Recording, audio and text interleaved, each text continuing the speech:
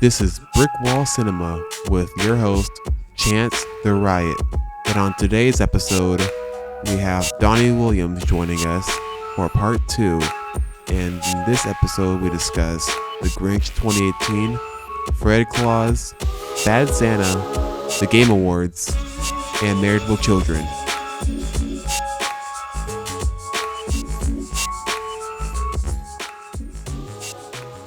Anyway, let's try talking about The Grinch. Last time on Brick Wall Cinema, we were talking about The Grinch 2018, and I let you hear how The Grinch spoke. What do you think of the voice? I don't think it's it. It's not it. It's He's still not not it. Grinchy. He's not Grinchy enough. He's bitchy. Yeah, he He's sounds bitch mildly made. frustrated.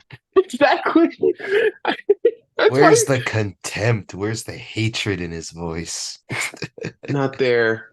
And he said that Benedict Cumberbatch was on record saying that when they hired me, they want me to have this. They want me for my voice. I said, why don't I just have an American accent since the rest of the cast is American? That's his reasoning, but that's not a good reason. People don't get that.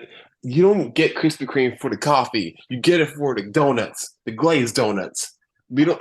Oh God, it's not the same, man. I don't know, man.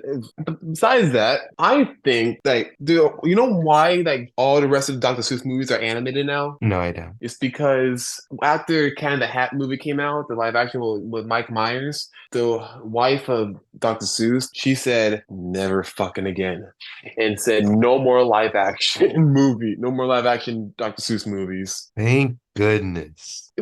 Yeah, we still got bad. I remember growing up liking the Lorax, but it wasn't really that good nowadays. Would you agree? I could not stay awake during that movie. Like when it started becoming a meme again, my friends tried to watch it ironically, and I fell asleep. I had such a hard time staying awake in that movie. I remember we watched it when we were in middle school together in a computer lab. We would go into computers and we would just put on that one scene at the end where it says, we had like the mayor saying, "Let it die." Yeah, I'm remembering it. I'm remembering it. Uh, you greedy dirtbag. But that's the best part of the movie. I don't Yeah, care what anyone it had says. its moments, but man, other than that, I was snoozing. I was sleeping. Right. And they even foreshadowed that Illumination would do a Donkey Kong movie, would do a Mario Brothers movie. They In the foreshadowed. Grinch? Yeah, no, the Lorax. Oh There's a wait, point in the what? movie where the oncer says, "Why don't you go outside and play games like regular kids? Play the Donkey Kongs." You think they had the foresight for a Mario movie like Hey, that? they did it in the first Despicable Me. The oldest daughter wore a Lorax shirt, and in the third Despicable Me, she wore a green shirt. I think they know. Is this some kind of cosmic illumination thread? They have like premonitions about the next film they're gonna make. The Illumination premonitions. The illumination premonitions. Yes. Or I don't know what they're doing next. Like they got this new movie Migration coming out, and I don't think it's for me. I mean, I'm gonna watch it because what else am I doing with my life? But still, it's a duck movie. Duck? It's ducks. It's literally just a family of ducks going to town. That's the whole trailer. That's the whole movie. Well, I mean, at least it's not the Minions again. Oh yeah, you're right. They're doing another Minions movie. They're doing Despicable Me 4. Another one? Yes, another one. I shouldn't have been surprised, honestly. I should have been surprised that they made a movie about ducks and not the Minions again. Why do you My put shock is so much misplaced. emphasis on the ducks? I'm No, glad they're because doing a it's movie like about it's just not the ducks. Minions. It's Illumination and it's not the Minions. That's why. But at least, but it's not that far off because before the movie starts, they're gonna have a short film about Vector still on the moon, trying to get home with the minions fucking with him. Vector from the first movie? Yeah, he's back, baby, for a short film called Mooned, and they already have a trailer out for that, like a 30-second trailer. They It's a have fucking short trailers for the mini short that plays before the actual movie. because they know they gotta get butts and seats. People are gonna go see this hour and a half long movie so they can see this 5 minute short with Jason Segel thrusting himself in space, saying, "Oh yeah, I that's the remember there busting was a seat." Hudson Seats where everyone watches Despicable Me for Vector. Well, what was his? Exactly. What was his? I remember my physics teacher in high school when he was teaching us about vectors in physics, and he would play the clip, and he's like, vectors have direction and magnitude, and he was playing the one clip where he introduces himself in the villain lobby or whatever. Yeah, he's still the best. This best Illumination villain. Actually, no, I can't say that Bowser's technically counts. I Does wouldn't that count count? Bowser. I wouldn't count How? Bowser because like they didn't make him. They didn't make Bowser. But they wrote him in this one. Yeah, but It's gray okay, the area. best Illumination like original villain. Well, yeah, it's not that many to choose off of. I mean, It's either there was Vector, the El chicken in the second Macho, movie. Oh yeah, right. I remember the chicken more the than the chicken. villain, I'll You be remember the honest. chicken for El Macho? Yeah, the chicken had that like bombastic side eye, had that glare. He's an antagonist at best. That chicken was pulling the strings, I tell you. There's more to that chicken.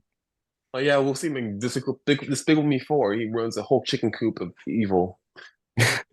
Right, he's got like a rooster and a turkey.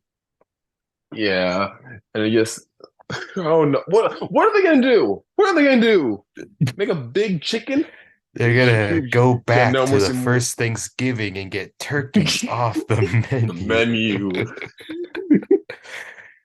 That That's would go kind right. of that would make a funny like a mini Movie? show movie thing. Yeah, the chicken like making an empire and they can call it poultry fowl.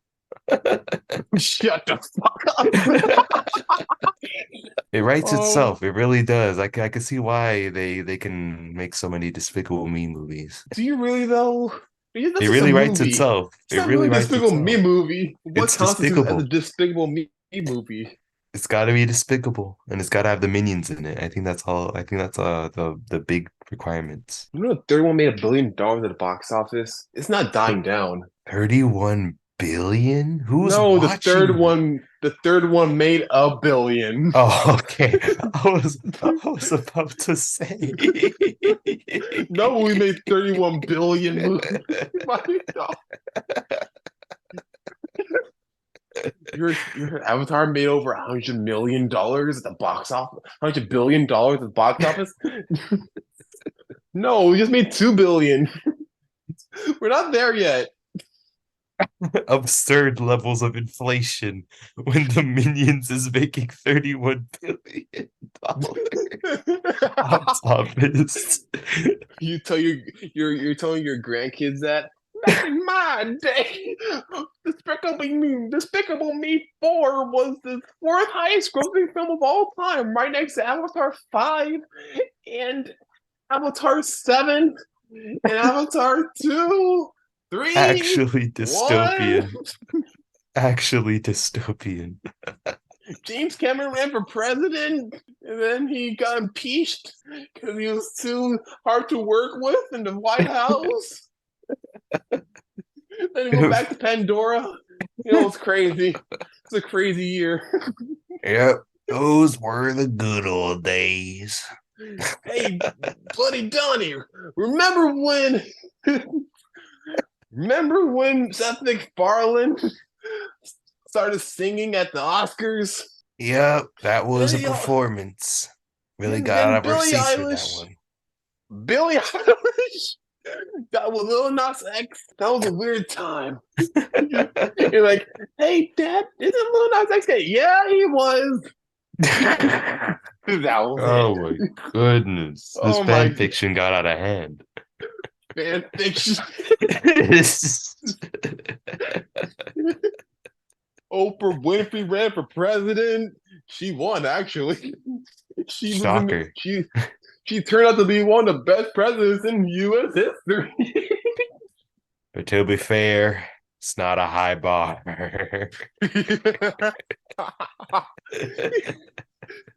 She went on to make another channel called My Own Channel. Instead of the own channel, she has My Own Channel. I think we ran this joke to the ground, Donnie. Oh, yeah, think. Yeah. Now back to the duck movie. Back to the, Yeah. Anyway, Migration coming out this December or something, something. No. Next up, Christmas movies. Have you seen any Christmas movies yet, Donnie? no, I actually I'm gonna get a lump of coal for this one, but I have not been in I haven't been participating in any festivities. Oh Yeah, my I know. God. Grab your torch and pitchforks. We're going ransacking. Yeah, nail me on the Christmas tree for that one. Jesus, Donnie.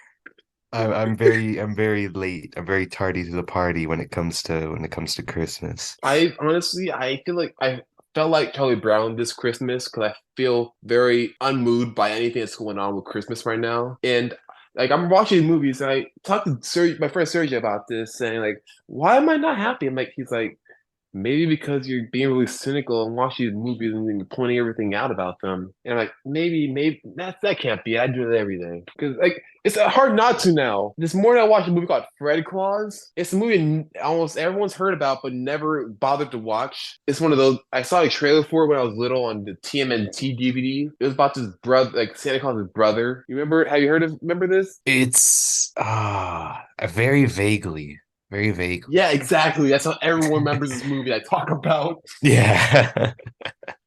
I actually gave it a shot to watch it on Max, and it's a weird hodgepodge of movies. It thinks it's a cartoon, but it's not.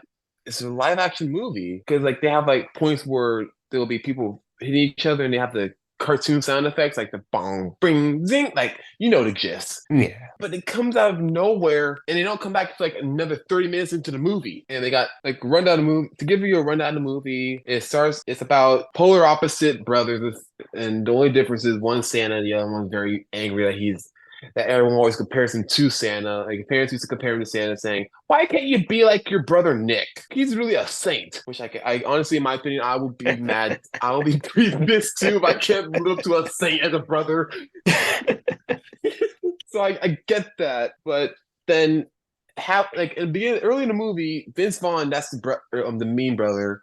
He tries fundraising, getting money for his bar he wants to open, and the only way he could do that is by his way of doing it is by going out where the Salvation Army Santas are and putting a sign up saying "People helping people" and getting people to just give him money. And a couple of Santas come by saying, "What are you doing? You can't do that." And he's like, "Why not? Because you don't have a permit. My permit's right here." And he just starts running away. And down this one street in Chicago, there was like seven Santas doing Salvation Army things. How can you do like I understand. Has no one ever heard of scattering? Literally, Yeah. imagine walking down that street as a civilian, walking by saying, "Hey, somebody." Not really. I don't think they say anything to you, but just ring that bell at you. You give them money. You go a couple feet more. You see another person giving. You have to give him money, and it's literally the whole street down, a mile down. That doesn't seem efficient.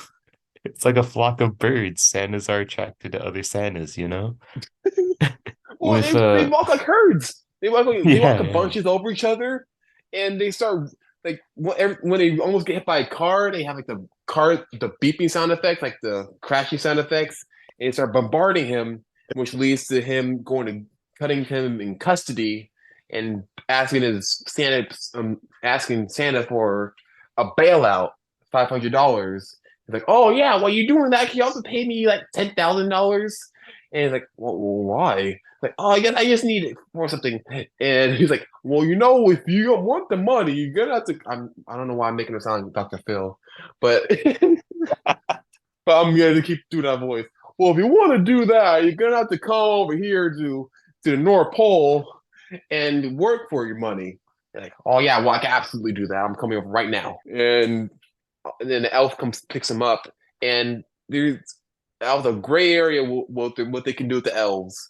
Either they get little people for the roles, or they superimposed tall actors into little people's bodies. They chose the latter. And I mean, it's fine. It looks off at certain scenes because it's all wobbly because they can't really put the head on the body. But it passes for a movie. And they go to the North Pole. It's cool because they're all practical effects, like the sets and everything. That they go into Santa's workshop. They come across the DJ that's playing Santa Claus is Coming to Town 24/7, played by Ludacris in a little body, and that's the only joke. And then they got Kevin Spacey coming in as a villain. That's in real life too, but in this movie he plays the guy, the guy who is about to audit, like he's about to fire Santa if he doesn't match his quota of gifts giving out for this year, and which leads to the shovel is like hijinks ensuing when you have Fred, that's the name of Vince Vaughn's of the brother's character, Fred, going over and fucking everything up for them, and so he's like, Fred, just stay still while we try saving Christmas. I don't know why am I describing this whole movie beat for beat. I feel like I was going on like bullet points at first, but now I'm going beat for beat for the movie. Yeah, I'm Bottom getting the line is whole they review right here. Bottom line is they saved the day by Christmas by Fred delivering all the gifts because he had Claus to deliver all the gifts because Santa broke his back in an earlier scene in the movie, and so then everything's safe. The elf gets the tall, pretty girl. Kevin Spacey goes like turns into a nice person, I guess, for the movie, but then in real life he's back to and then they all live happily ever after. The end.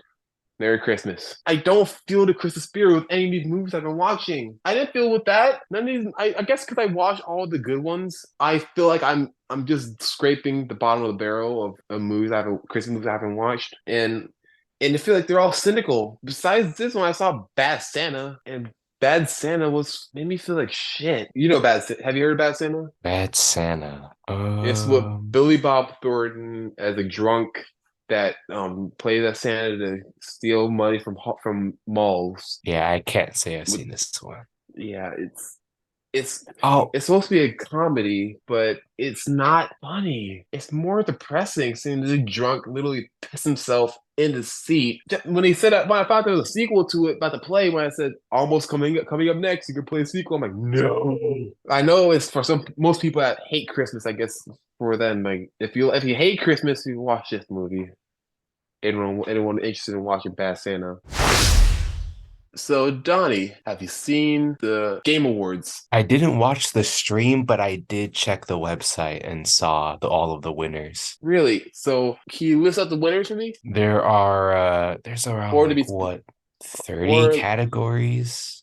okay, you don't need to list them off then. Sorry about Right, that. yeah, yeah. Let me just pull up the winners and just talk about the main few. Because Right. I'm not a big video gamer. I play the main ones, and I'm more of a classic video gamer. Back in middle school, me and Donnie were in a club called a Classic Video Game Club where we used to play old video games all the time. So that was mainly my bread and butter. NES, SNES, PS1, PSP, ESP, CBS, ESPN, Plus, TNT, TBS, FBI, RBJ, RBG. Yeah. I think you're missing a few more acronyms, but yeah, you got most of them. CSI Miami, ISS, CIA, CBS, CNN. Anyway, Game of the Year.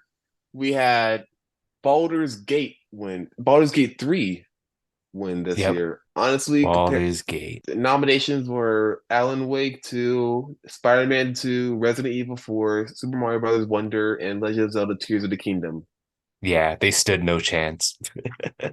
Really? Have you played Baldur's Gate 3? I haven't played it yet, but I've seen the reception and I've seen some early gameplay, and yeah, they I don't think the nominees stood a chance. Baldur's Gate 3 is from what I've heard and from what I've seen, it is how do I say it? It's just can't beat it. You can't beat it this year. But you haven't played Spider-Man 2 yet. I haven't played Spider-Man 1. I don't have a PlayStation. Oh no, it's on PC now. I have no excuse. Oh Yeah, no no. excuse. I do have No an excuses, excuse. no I do have an excuse. apologies. Money. Money. That's my excuse. Okay, Mr. Krabs. They're both what? Anyway. $50 still? The first game is still like what, $50? Damn. probably. I know that's like the average cost of a AAA video game, but like, man, hurts the wallet still. Say best adaptation, The Last of Us TV show. Well given. Yes, I will say that. Apart from the other nominations were Castlevania Nocturne, Gran Turismo, the Super Mario Bros. Movie, and Twisted Metal. Yeah. The I've nominees seen. stood no chance. Okay, the Mario movie, I could see it. I could see it having a fighting chance. The rest, no. Oh, Castlevania too, actually. Okay, Castlevania Super Mario. Yeah, I could see it. I have no clue what Gran Turismo and Twisted Metal are doing on here. I Well, have no those clue. name any other gaming movies that came out this year. Yeah, okay, true. Yeah, okay. But then again, That's those two fair. were actually pretty good. Really? Yeah, Twisted Metal is really good. It was funny and fun. I don't know Yeah, that's how it sticks to the game, but they got a cool cast in it. They got Anthony Mackie. He plays Falcon in the MCU or not Captain mhm. America, and they got. Well, I think I showed you a scene of it Yeah, before, but you showed me the trailer. yeah. And Gran Turismo was fun. Like it was really cool. It was like Top Gun, but with racing. The Last of Us. It was always gonna get The Last of Us. That Yeah, was it. it wasn't like either way. Like no shot Gran Turismo was winning best adaptation. And let's But see, yeah, that's fair. Last of Us. best ongoing game, Cyberpunk 2077.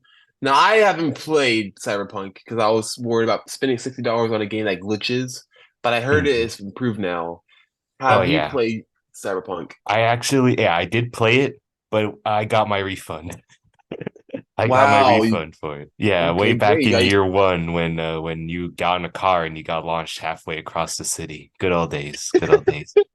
But from what I've seen, there were big overhauls on it. And I hear it's doing good now. I hear it's in a good spot. All right. For best action adventure game, we got Legend of Zelda 2 Tears of the Kingdom winning, apart from Jedi Survivor, Resident Evil 4, Spider-Man 2, and Alan Wake 2. I haven't heard of Star Wars Jedi Survivor or Alan Wake 2, but I do know it's the other two. And well deserved Legend of Zelda, Yeah. obviously. Mhm. Can't Have you can't played it beat it. yet? My Switch bricked. I gotta get a new one. Oh man. Let's see, Yeah, best fighting game. I'm under a rock for most of these games. You brought up this topic though. I did bring the topic. But because I'm somewhat familiar with most of the games on here already. But You, you're the one kid that brought the games, but not the console. right. Oh, all right. Now let's transition to any TV shows we've been watching. You say you've been watching Adventure Time? I've been rewatching Adventure Time. Yeah, I'm on the second season now. I think I started like early November-ish. I've been taking it slow. Oh, really slow. Really slow, yeah. Yeah. I've been it's because I'm watching two other shows. I'm watching Hunter x Hunter and Soul Eater also on the side. I'm alternating between the three of those. Nice. It's always good to like have shows in between to cleanse your palate in a way. Yeah, mix things up. What I do is like right now I've been rewatching. I just finished rewatching Brooklyn Nine-Nine, but in between like the more harder episodes, like the one where they talk about race and gender issues, I watched Married with Children. That show, if I haven't mentioned before, is one of the best shows, one of the funniest shows ever on TV. It's not profound. It's not like high end art or comedy. It's not very disgusting. It's just fine with it being what it is. It's literally about just a family that knows they're shitty, but are happy with each other, or not really happy with each other, but tolerate each other.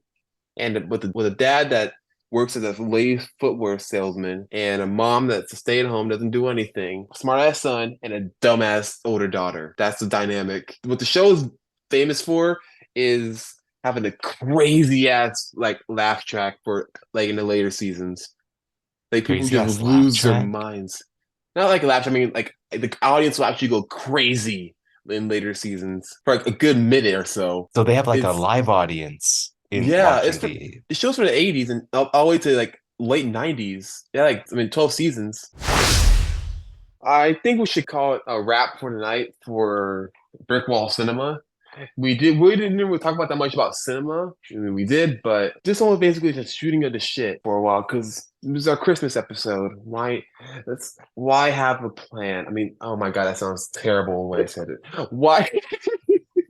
It is a Why? gift. It's a gift to ourselves, early Christmas gift to talk about whatever.